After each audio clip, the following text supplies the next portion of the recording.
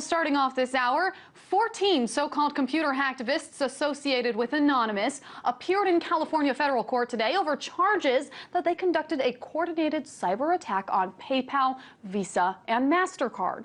Now, the distributed denial of service attack, or the DDoS hack, overwhelmed PayPal's online services back in 2011 and temporarily knocked the company offline. Today, the PayPal 14 reached a plea deal that will require each to pay $5,600 and plead guilty to a felony, which will be dismissed after a one-year period with good behavior. Now, two members of the group chose not to face that potential felony on their records and instead took a misdemeanor charge of 90 days in prison. This hack was part of Operation Payback, which was in retaliation for PayPal refusing to accept or perform financial transactions for the secret spilling organization WikiLeaks in the wake of the biggest document drop in U.S. history. Now, to fill us in on the very latest, I'm joined by one of the attorneys for the group, Stanley Cohen, as well as RT web producer Andrew Blake, who has been closely following the case. Stanley, I want to start with you. What is the latest information that is coming out of the courthouse? Tell us about this plea deal.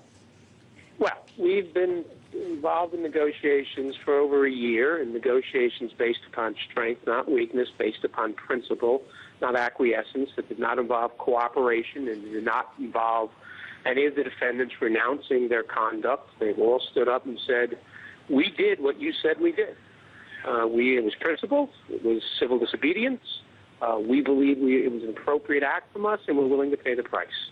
After a tremendous amount of negotiations and back and forth and challenges, we reached a conclusion, a deal today, with 11 of the defendants pleading guilty to a felony count and to a misdemeanor count, sentencing adjourned for a year.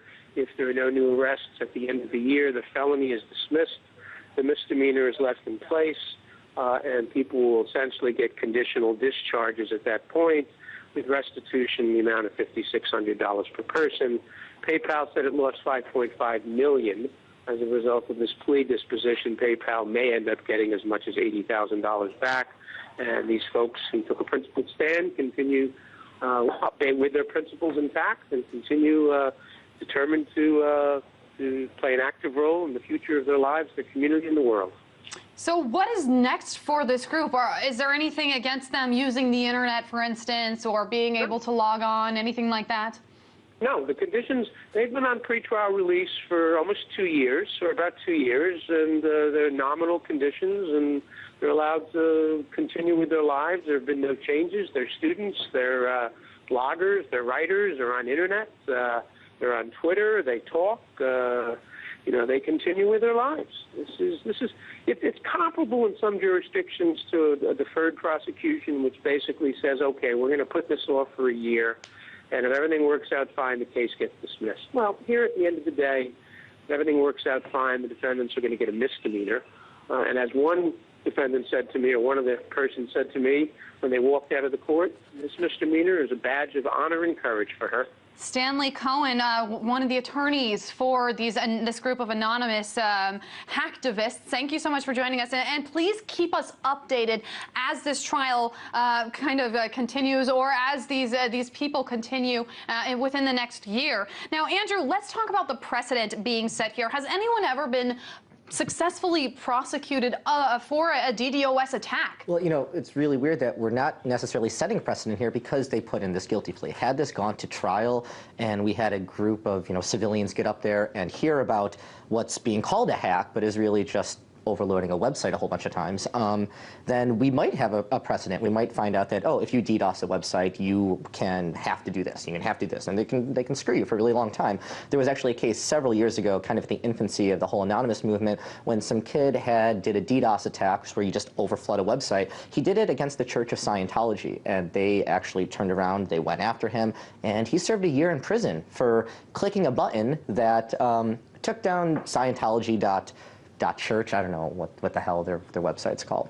There's another related to this incident. There's another one happening right now in the Eastern District Court the Eastern District of Virginia Federal Court, just down the road, where a handful of alleged hacktivists operated a similar DDoS campaign against a bunch of anti-censorship websites, also in retaliation for this whole kind of snafu that broke out after WikiLeaks began releasing all sorts of confidential information back in 2010. So that just happened, and then right now, that's happening right now. But just earlier this month, I believe, around a week ago, a fellow was sentenced to a few years probation and ordered to pay a $183,000 fine, I believe, $183,000 restitution to Koch Industries, the big corporation run by David and Charles Koch, for taking down one of their websites momentarily with a DDoS a few years ago. Now, meanwhile, journalist Glenn Greenwald, who is the journalist that was working with Edward Snowden on all of those NSA leaks, is reportedly working with the founder of eBay, which is the parent company of PayPal,